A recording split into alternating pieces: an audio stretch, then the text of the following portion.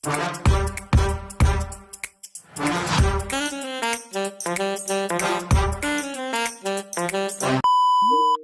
day everyone, my name is Danalina Chacanillo. My name is Oliva Reyarin.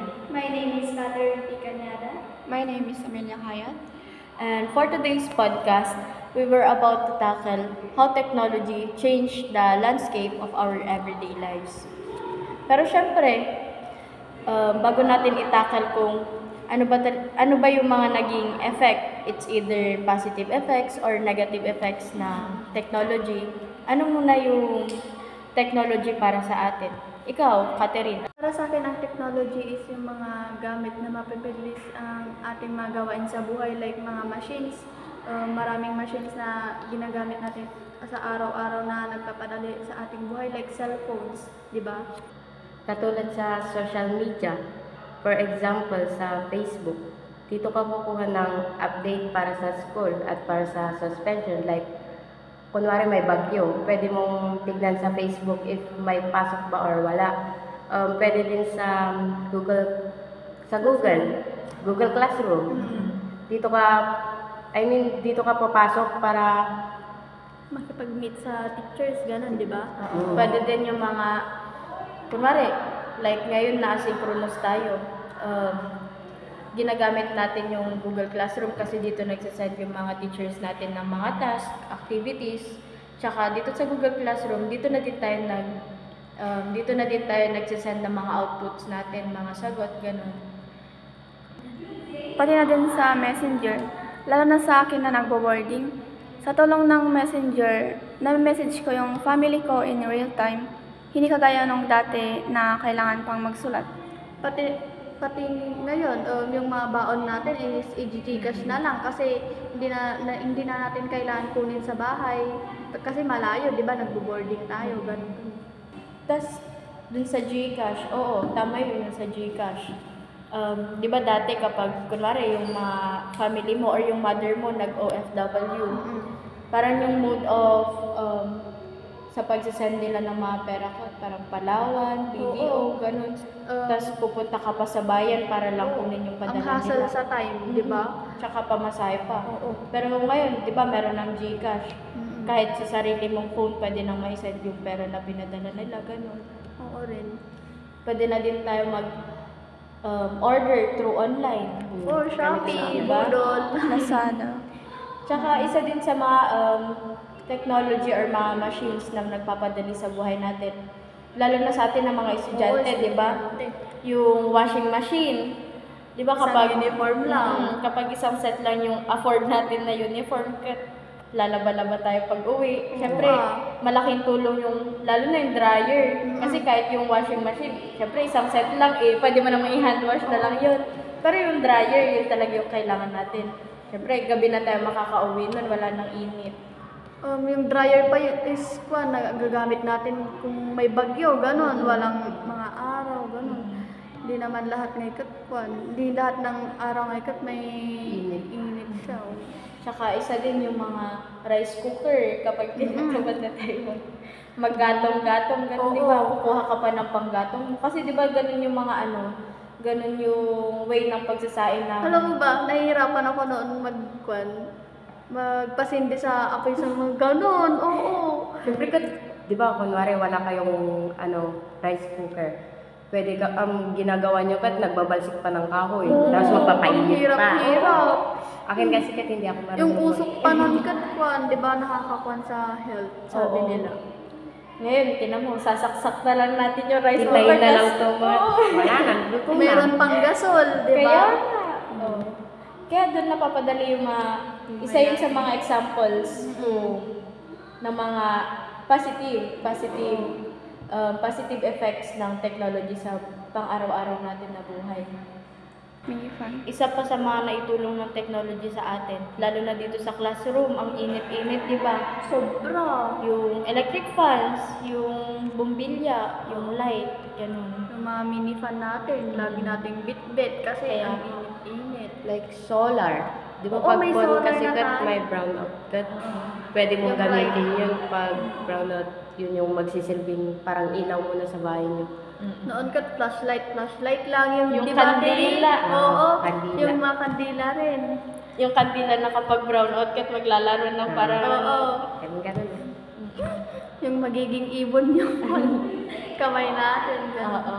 Tapos, isa pa na, yung upuan, big help din yun. Gawa Oo, din yun eh. ng technology, pati yung mga ballpen natin, ganun.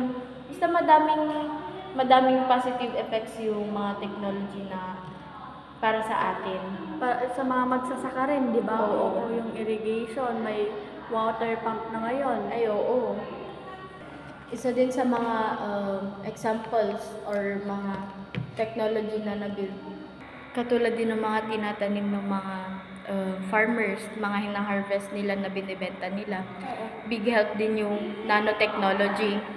Di ba yung nanotechnology, for example, yung example ni ma'am nung STS natin ngayon na nung nag-discuss siya na about dun sa kamatis. For example, Oo, yung kamatis. Shelf life niya. Oo, kunwari kapag yung natural na kamatis lang, kapag nalanog-lanog, yun ba yung term?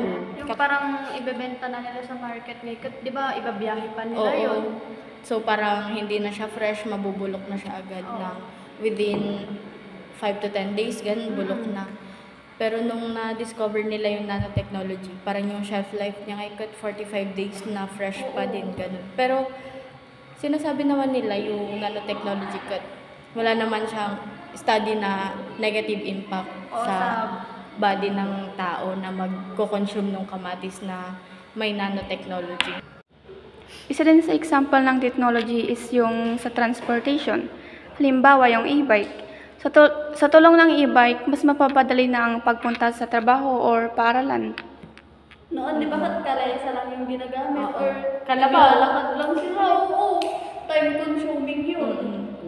Kung papasok sila sa school. Oo, ngayon meron ng bike, Oo. may motor, may tricycle, may jeep, may kotse. Pero may mga negative effects naman yung mga technology na ginagamit natin ngayon, di ba? Katulad ng transportation, yung usok ng mga sasakyan, nakakakuan yun sa health natin, di ba? Pati sa mundo. Yung ozone layer, di ba? Numinipis na dahil sa mga usok, ganun. Pati din yung mga negative effects din ng technology minsan yung sa social media. Fake news, ganon, Mga scammers.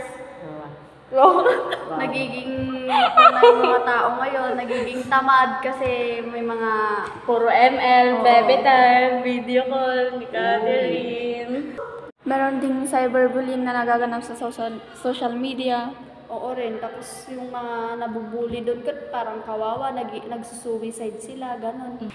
Isa din sa mga naging negative effects ng technology sa human relations. For example, yun nga, scammers, ganun. Tapos, meron din yung sa human relations, yung relationship ng mother mo na kapag tinatawag ka, may iutos sa'yo ka. Hindi ka na pumupunta kasi may ginagawa ka, may ML. Nakafocus ka na lang sa cellphone. Nagiging Hindi ka tamad na nakafocus tayo. Sa ibang tao, ganun. Tapos puro ka naman yan na habit. Mamaya na. Yun. Couch potato ka na. Isa din sa mga naging negative effects ng technology is yun sa physical and psychological effects. For example, yun nga, masyado na tayong tutok sa cellphones natin, sa computer, sa laptop, ganun. Hindi na tayo lumalabas ng bahay, ganun. Hindi na tayo naglalaro, Mag-exercise. Oo. Mag-cellphone na. Tsaka wala na tayong exercise. Yung mga bata ngayon, di ba? Mm. Cellphone na lang sila. Roblox, hindi sila- ganun.